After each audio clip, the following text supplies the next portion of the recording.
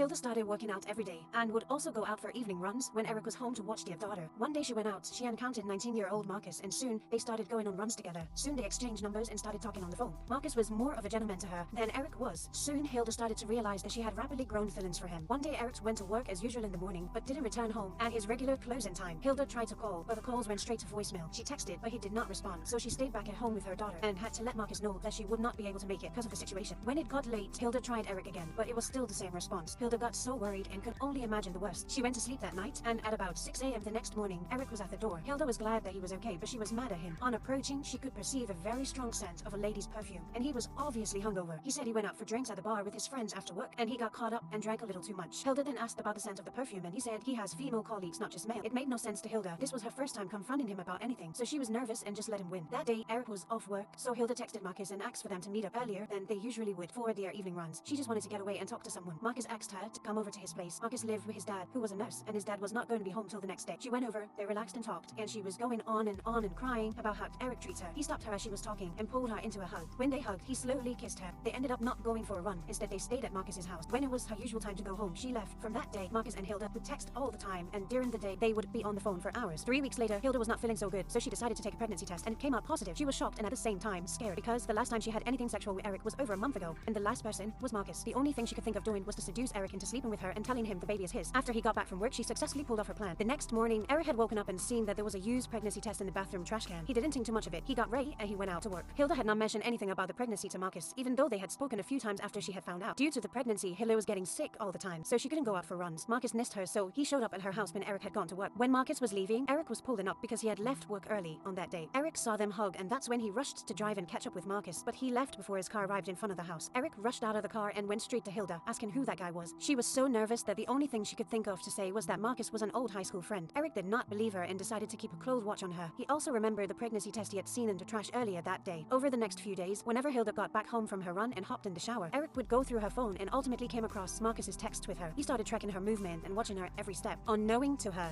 One day after work, as usual, he watches their daughter as Hilda goes out for her run. Eric invited his younger sister over to look after their daughter while he followed Hilda to the location he saw through his phone. Eric has had a history of violence, but no one expected him to go as far as he went. Eric stopped at a location he had seen Hilda was at. It was a house. Eric got out of the car and walked straight to the front door, knocked, and waited. Marcus came to answer the door. Eric recognized him and immediately pushed him inside the house. Eric wasted no time. He pulled out a weapon. Hilda and Marcus tried to plead and at least talk, but it never got the chance because he unalived them both. Neighbors heard the shots and saw Eric running out of Marcus's house. It was not hard for the police to find him and arrest him. From the moment he was arrested, he showed no remorse or regret for what he had done.